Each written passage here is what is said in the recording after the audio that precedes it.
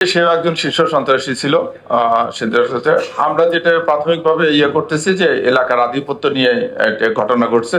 আমরা প্রাথমিকভাবে কয়েকজনকে চিহ্নিত করেছি, আমরা তাদের ব্যাপারে তথ্যপত্র সংগ্রহ করতেছি। ইনশাল্লাহ এটা আমরা খুব সহসাই এই হত্যাকাণ্ডের রহস্য উদ্ঘাটন করতে পারবো। মামলা হয়েছে, এটা আমি বললাম যে আমরা সবকিছুই ক্ষেত্রে দেখতেছি। কেবল তো মামলা হয়েছে যে সমস্ত আসামিদের নাম দেওয়া আছে বা নেপথ্যে কারা, এবং এই যে যেটা আপনি বললেন যে হাট নিয়ে, এটাও তো আসলে একটা আধিপত্য নিয়ে। সামনে কোরবানি, আপনি জানেন যে কোরবানির হাট নিয়ে একটা আধিপত্য বিস্তার নিয়ে আমাদের এখানে বিভিন্ন রকম গ্রুপ করে আবির্ভাব হয়।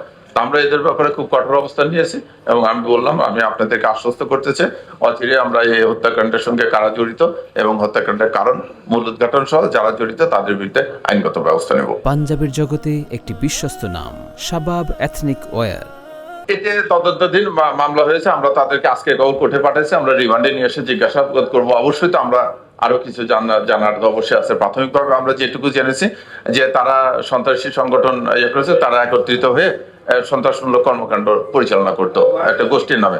আমি যেটা বলবো যে আপনারা জানেন যে অনেকে জামিনে বের হয়ে এসেছে। জামিনে বের হয়ে এসে কেউ যদি স্বাভাবিক জীবনে ফিরে আসে তার জন্য এই পথটা খোলা আছে, কারণ আইনগত অধিকার পাওয়ার সবারই আছে। কিন্তু কেউ যদি এসে আবার অপরাধমূলক কর্মকাণ্ড জড়িয়ে পড়ে তার বিরুদ্ধে আমরা কঠোর ব্যবস্থা নেব। আমরা এখন এটা আমরা গোয়েন্দা তথ্য সংগ্রহ করতেছি এবং এই ব্যাপারে যেন আর কোনো কেউ আইন শৃঙ্খলা পরিস্থিতির অবনতি ঘটা বা কোনো আধিপত্য বেআইনি ভাবে আধিপত্য বিস্তার না করতে পারে সে ব্যাপারে আমরা সজাগ আছি।